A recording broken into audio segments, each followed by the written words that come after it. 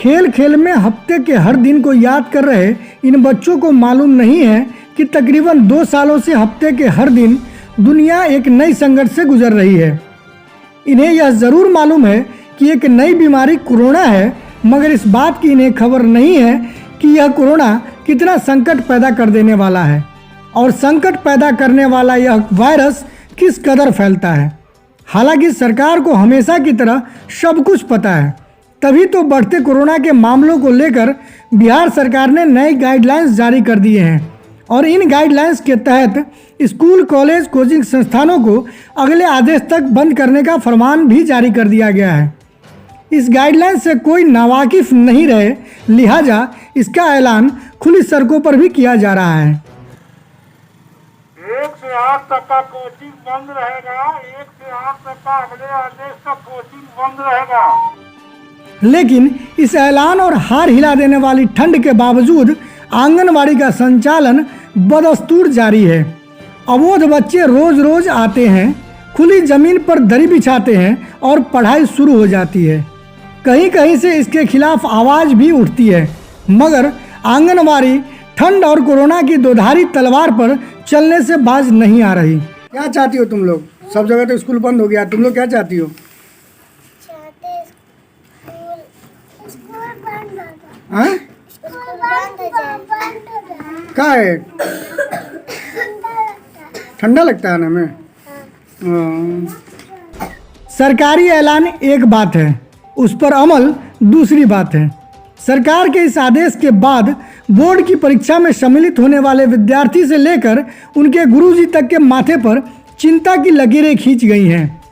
Corona संकट और परीक्षा की चिंता के बीच कोचिंग संचालक ने एक बैठक कर ली है। बैठक में कोरोना काल में होने वाली परीक्षाओं में अपने विद्यार्थियों को सफलता हासिल कैसे कराई जाए, इस पर विचार विमर्श तो कर लिया गया है, लेकिन कोचिंग चलाने वालों ने सरकार की नीति पर भी सवाल दाग दिया है।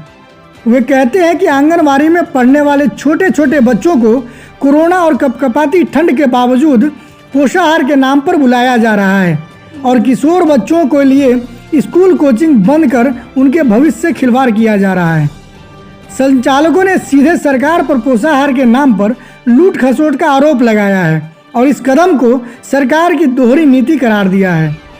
उन्होंने सरकार से मांग कर दी है कि बोर्ड की परीक्षा को ध्यान में रखते हुए कोचिंग खोलने का सरकार विचार करे और अगर ऐसा नहीं होता है तो वे अपने बच्चों का भविष्य देखते हुए सड़क पर उतर जाएंगे।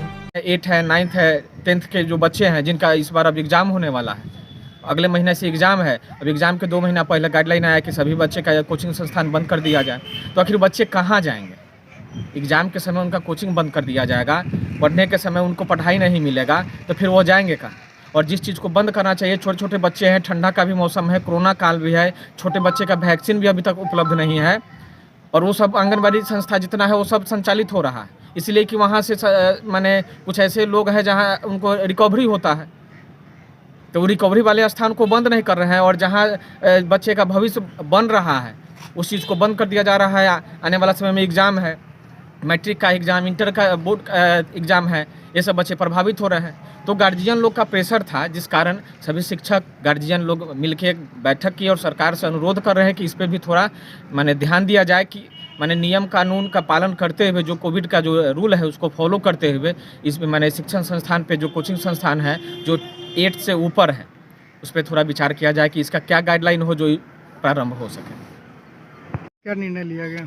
सर, हम ही सब टीचर लोग बैठे और कुछ गार्जियन लोग भी आए और ये देखा गया कि सामने अगले मंथ से एग्ज़ाम है। एग्ज़ाम हो, इस एग्ज़ाम को कैसे डील किया जाए, कैसे उससे उभर पाए, इसके लिए सभी लोग को बैठक हुआ और सामने कोरोना भी है, इससे भी मुंह नहीं मोड़ सकते हैं, जो सच्चाई है।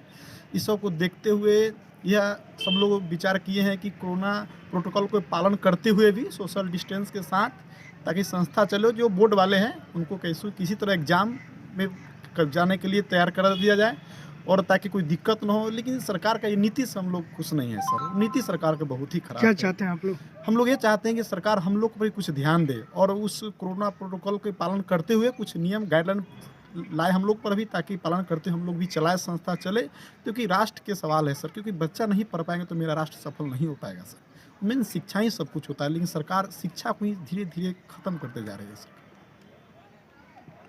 अभी जो गाइडलाइन जारी की गई है इसमें बताई गई थी कि 1 to 8 क्लासेस बंद रहेंगी और उसके बाद फिर उसके ऊपर की सभी क्लासेस 50% उपस्थिति के साथ कोविड रूल को फॉलो करते हुए चलेंगी। फिर उसके बाद तुरंत ऐसा जारी किया गया कि नहीं, इस क्लासेस को भी बंद कर दिया।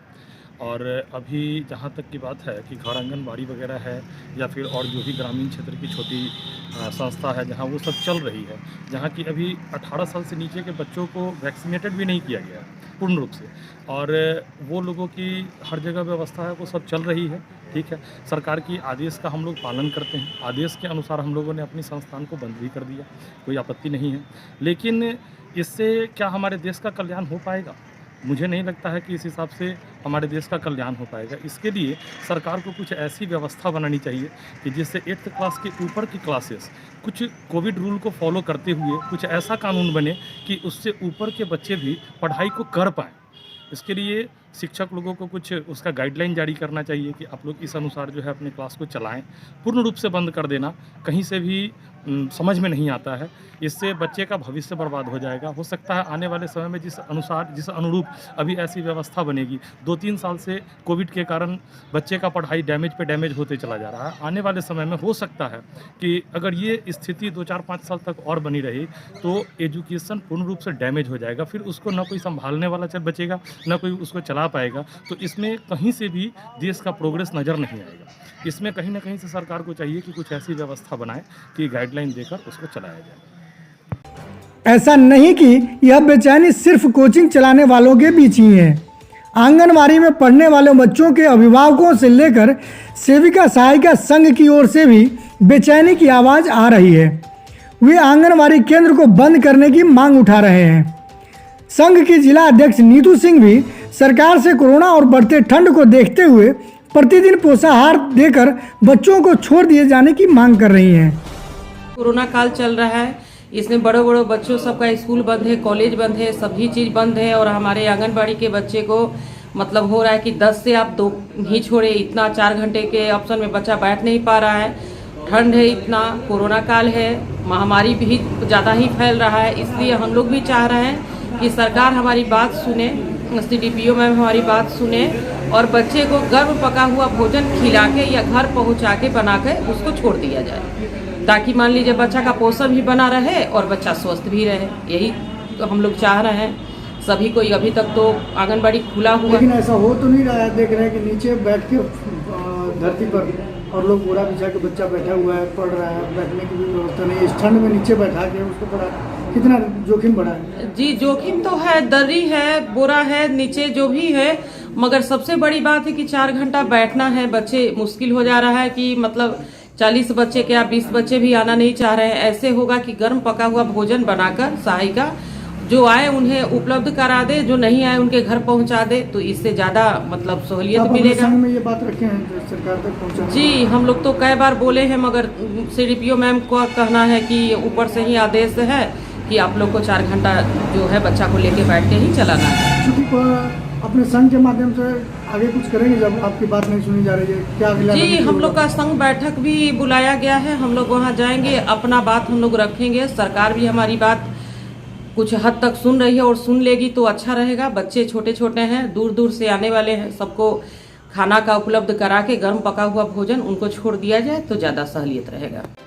बहरहाल सरकार की यह दोहरी नीति आज हर सोचने विचारने वालों को सोचने पर मजबूर कर दे रही है कि अबोध बच्चे को किस समझ के तहत आंगनवाड़ी केंद्रों पर नियमित रूप से बुलाया जा रहा है और किशोर छात्र छात्राओं के लिए स्कूल कोचिंग के दरवाजे बंद कर दिए जा रहे हैं। जरूरत है कि सरकार फाइलों की दुनिया से बाहर निकले और असल जिंदगी के मसले को महसूस करते हुए व्यवहारिक नीति अपनाए, ताकि इन अबोध बच्चों और उनके माता पिता के साथ साथ आम लोग राहत महसूस कर सकें।